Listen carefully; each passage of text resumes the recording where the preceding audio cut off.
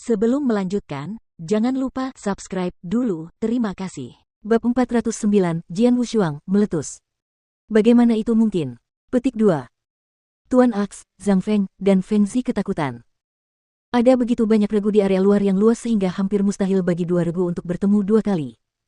Namun, mereka sekarang bertemu dengan orang yang sama. Situasinya persis sama. Itu jebakan. Orang-orang ini pasti telah meninggalkan jejak pada diri kita atau pada harta karun kita. Setelah jatuh pada perangkap yang sama dua kali, Sir Aks menyadari bahwa pasukan lawan secara khusus telah menargetkan mereka. Lei Dao, Si Plus Ling, Yan Mo, dan Bing Yue tampak khawatir. Kedua regu musuh telah mengepung mereka, menutup semua jalan keluar. Sulit bagi mereka untuk melarikan diri, tetapi jika mereka berhadapan langsung, 3 dari 20 lawan adalah ahli di puncak tahap 2. Adapun pasukan Sir Aks, hanya Sir Aks sendiri yang memiliki kekuatan tempur puncak tahap 2. Kesenjangan kekuatan yang sangat besar antara kedua kelompok itu tidak dapat dijembatani bahkan dengan teknik alam milik Jian Wushuang. Sudah berakhir. Sir Aks tanpa sadar gemetar ketakutan. Pendekar pedang, Zhang Feng, Feng Zi, Lei Dao, Si Ling, Yan Mo, Bing Yue, panggil Sir Aks. Ada sedikit keputusasaan di matanya. Kedua regu itu pasti telah meninggalkan bekas padaku atau pada salah satu harta karunku. Aku khawatir mereka sengaja melepaskanku setelah mereka menyergap reguku terakhir kali. Tujuan mereka adalah menyergapku lagi. Mereka memiliki 20 ahli, termasuk 3 orang di puncak tahap 2. Kita tidak akan mampu melawan mereka, jadi ikuti perintahku nanti dan cari kesempatan untuk melarikan diri. Kita mungkin masih bisa bertahan hidup dengan bantuan teknik Swordsman's Realm. Ayo kita lakukan yang terbaik. Sir Aks berteriak.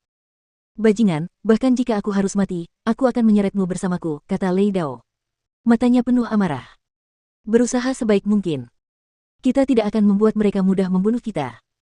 Zhang Feng, Si Ling, dan kawan-kawan lainnya tampak teguh hati. Tekad yang gila terpancar di mata mereka. Mata Jian Wushuang menyipit. Kali ini aku harus menggunakan kekuatan penuhku. Kedua pasukan musuh mendekat. Jian Wushuang dan rekan-rekannya dikepung oleh mereka. Si tua dengan alis berbentuk pedang menatap lawan-lawannya dan mencibir.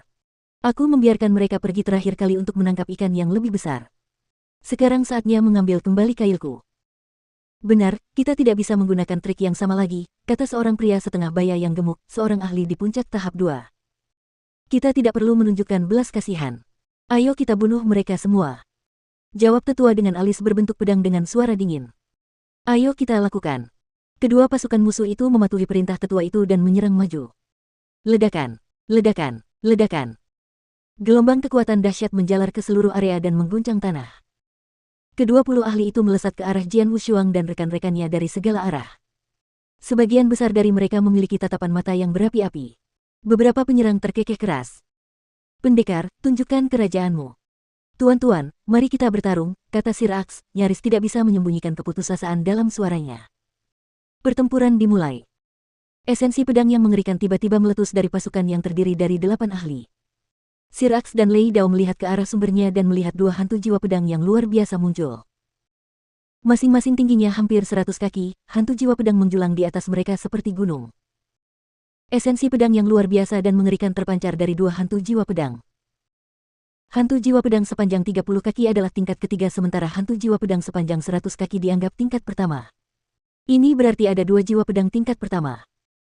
Oleh karena itu, tidak mengherankan jika esensi pedang begitu kuat. Astaga, plus. Apa ini? Hantu jiwa pedang. Tuan Aks, Lei Dao, Si Plus Ling, Yan Mo dan rekan-rekan lainnya tercengang. Kedua hantu jiwa pedang itu begitu dekat dengan mereka sehingga mereka dapat merasakan efeknya lebih dari yang lain. Pendekar pedang. Tuan Kapak menatap pemilik 2 hantu jiwa pedang. Dia adalah Jian Wushuang. Jian Wushuang tidak memiliki ekspresi apapun saat dia mengangkat telapak tangannya ke atas. Pedang pembunuh 3 muncul di tangannya. Kekuatan senjata sihir tingkat 1 segera terpancar keluar. Hal ini diikuti oleh sungai darah yang dahsyat yang menyapu dan menutupi seluruh area. Kedua regu musuh terjebak di dalamnya. Alam pedang yang tak kasat mata tergantung di atas sungai darah. Jian Wushuang baru saja memainkan Road to the Underworld dan Tenfold Realm. Kekuatan dari jiwa pedang kelas 1 ganda terkumpul dalam tubuh Jian Wushuang. Jian Wushuang telah mencapai kekuatan puncaknya saat ia mengeluarkan pedang pembunuh 3 kali. Ia melangkah maju, menyeberang di depan rekan-rekannya, dan berdiri di depan orang yang lebih tua, yang memimpin serangan. Jian Wushuang mengacungkan pedang pembunuh 3 kalinya dengan kejam. Serangan itu sunyi dan tidak disertai cahaya maupun bayangan pedang. Meski begitu, si tetua dengan alis berbentuk pedang dan pasukannya merasakan firasat buruk yang akan datang. Brengsek. Sang tetua telah mengenali dua hantu jiwa pedang. Sungai darah juga memberikan tekanan besar pada mereka. Serangan Jian Wushuang membuat darah tetua itu menjadi dingin. Cepat, mari kita halangi dia bersama-sama. Teriak sesepuh dengan alis berbentuk pedang itu. Orang-orangnya mulai memperlihatkan jurus-jurus mematikan terbaik mereka. Penatua dengan alis berbentuk pedang dan pria parubaya yang gemuk juga mengerahkan kekuatan penuh mereka. Namun, astaga! Gelombang yang tak terlihat itu memancarkan cahaya redup dalam sinar matahari yang menyilaukan. Itu adalah seberkas cahaya pedang yang hampir tak terlihat saat melintas di langit.